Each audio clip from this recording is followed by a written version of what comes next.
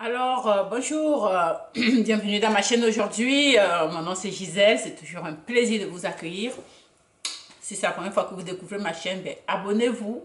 Surtout, restez jusqu'à la fin et partagez la vidéo. L'abonnement est gratuit, donc c'est tellement important de vous abonner pour pouvoir vraiment faire remonter ma chaîne. Alors, merci beaucoup d'être là. Aujourd'hui, on va parler d'un autre sujet. Et ça va pas, c'est toujours un débat que je soulève et puis aussi j'essaye le plus possible de donner des conseils par rapport à certaines situations. Aujourd'hui, on va se questionner sur le féminisme, jusqu'à quel point, vous savez que de plus en plus depuis des années, pendant des années, excusez-moi, les femmes ont été, le droit des femmes a été bafoué pendant des siècles. Alors, aujourd'hui, en 2022, les femmes ont repris le contrôle de la situation. Et elles n'arrêtent pas de revendiquer. Les revendications ne font que monter, monter, monter, monter. Et aujourd'hui, je me questionne sur la place, c'est-à-dire c'est quoi le pouvoir de l'homme aujourd'hui par rapport à la femme. Et aussi, parallèlement, je me demande si, à un moment donné, les revendications des femmes vont s'arrêter quelque part. Est-ce que les femmes vont toujours continuer à revendiquer, revendiquer, revendiquer, jusqu'où elles vont s'arrêter?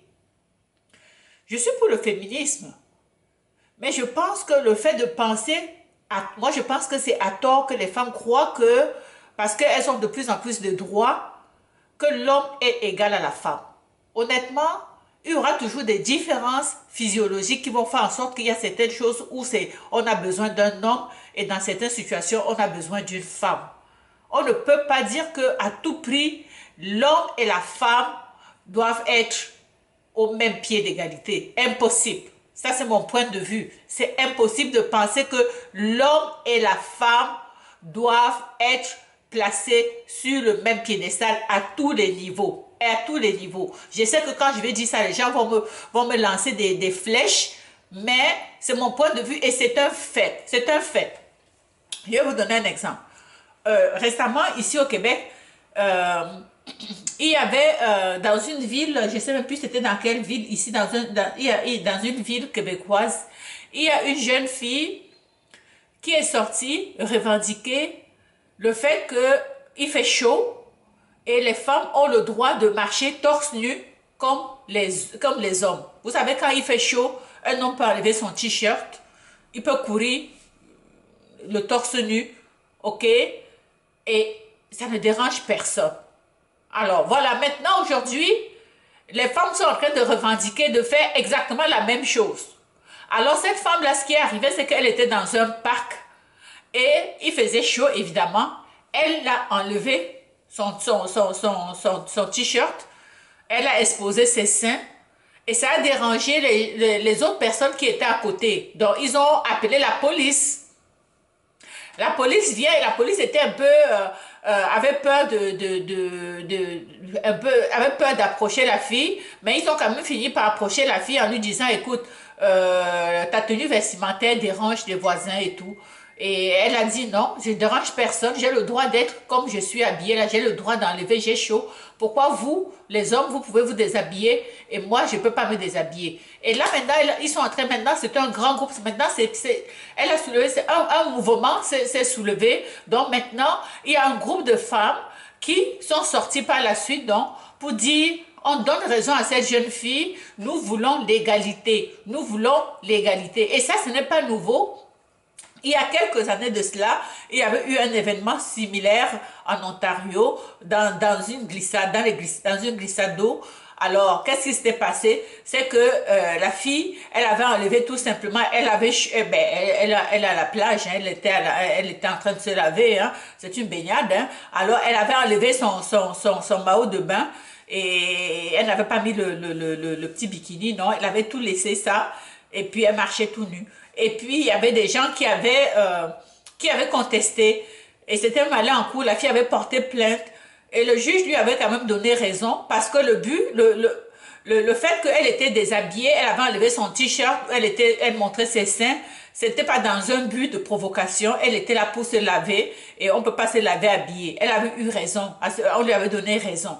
Donc, par rapport à ça, donc, je me demande aujourd'hui, quelles sont les demandes qui vont continuer? Est-ce que c'est parce que maintenant l'homme peut marcher tout nu? Est-ce que vous, là, vous pensez que la femme on devrait permettre à la femme de marcher les seins en l'air, de ne plus rien mettre, de faire exactement comme un homme? Est-ce que vous pensez que l'homme et la femme doivent tout le temps, être comparés comme s'ils étaient égaux à tous les niveaux? Est-ce que l'égalité doit être, ou bien, doit être à ce point-là à tous les niveaux?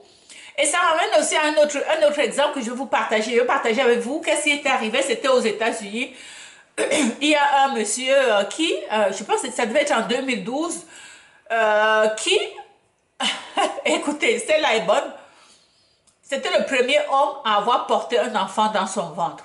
Vous allez vous dire, non, un homme ne peut pas porter un enfant dans son ventre. Cet homme-là, en fait, vous savez, et ça fait encore partie de tout ce qui se passe dans le monde maintenant, on ne sait plus où va le monde. Donc cet homme-là était à la base une femme. Alors il a décidé que lui, il se sent homme dans son corps. Et il avait commencé dans son traitement hormonal. Et en ce temps, il était en relation avec une femme, une vraie femme, ok? Alors ce qui est arrivé donc, c'est que cette vraie femme n'était pas capable, ne pouvait pas concevoir. Elle ne pouvait pas tomber enceinte. Et le nouveau transgenre, l'ancienne femme qui était en train de devenir homme, elle a arrêté son traitement hormonal pour tomber enceinte. Et c'est comme ça qu'elle est tombée enceinte. Elle a fini par accoucher jusqu'à 3 enfants. 3 enfants. 3. Si ce n'est pas 4. Elle a fini par accoucher 3 ou 4 enfants par la suite. Mais lui, il se dit homme. Moi, je l'appelle homme, puisque bon, c'est comme ça, on l'appelle homme. Mais vous allez voir, je vais vous présenter la photo. Comment il est là, vous voyez, son ventre, il porte vraiment son enfant dans le ventre, ok? Et il a accouché.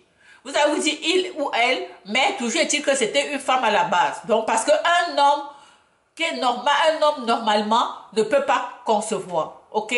Donc, tout ça pour vous dire que quoi? C'est-à-dire que oui, revendiquons, mais reconnaissons aussi qu'il y a des faits physiologiques qui font en sorte que l'homme et la femme ne peuvent pas, on ne peut pas toujours dire que l'homme doit faire tout, la femme doit faire tout ce que l'homme fait, ou bien ça doit être égal.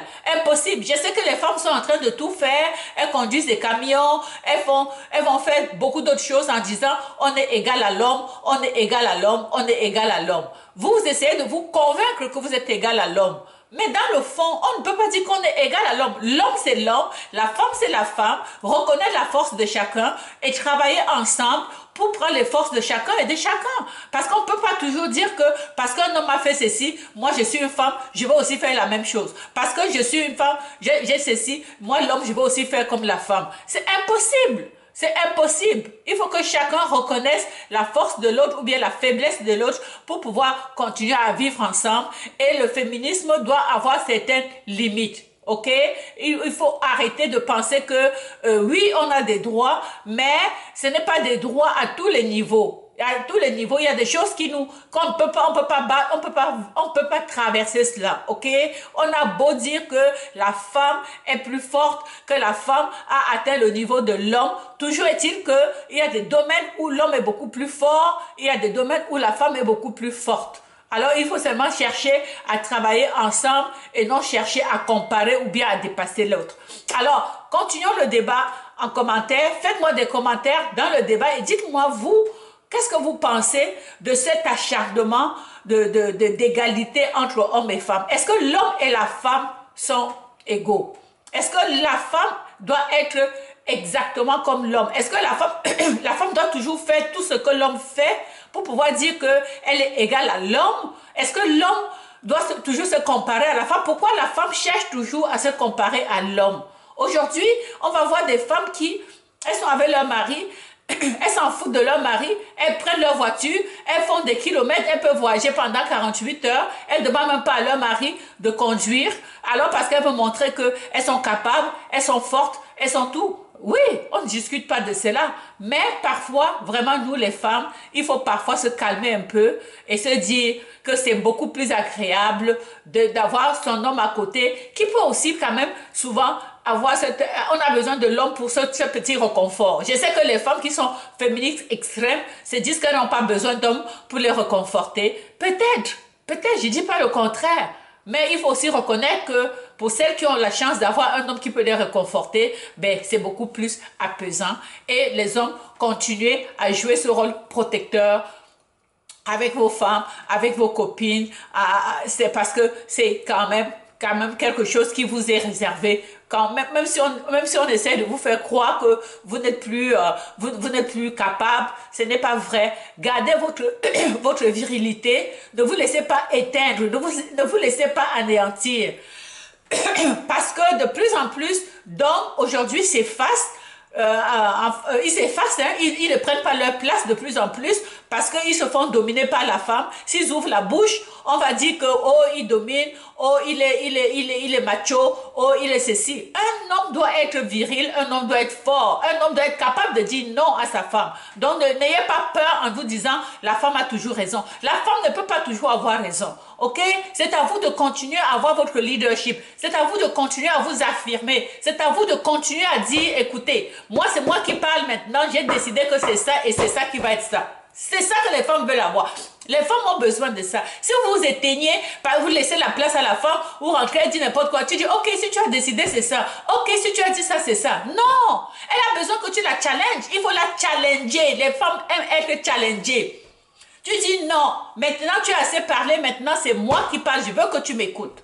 J'ai décidé que ça va être telle chose et c'est ça qui va être fait.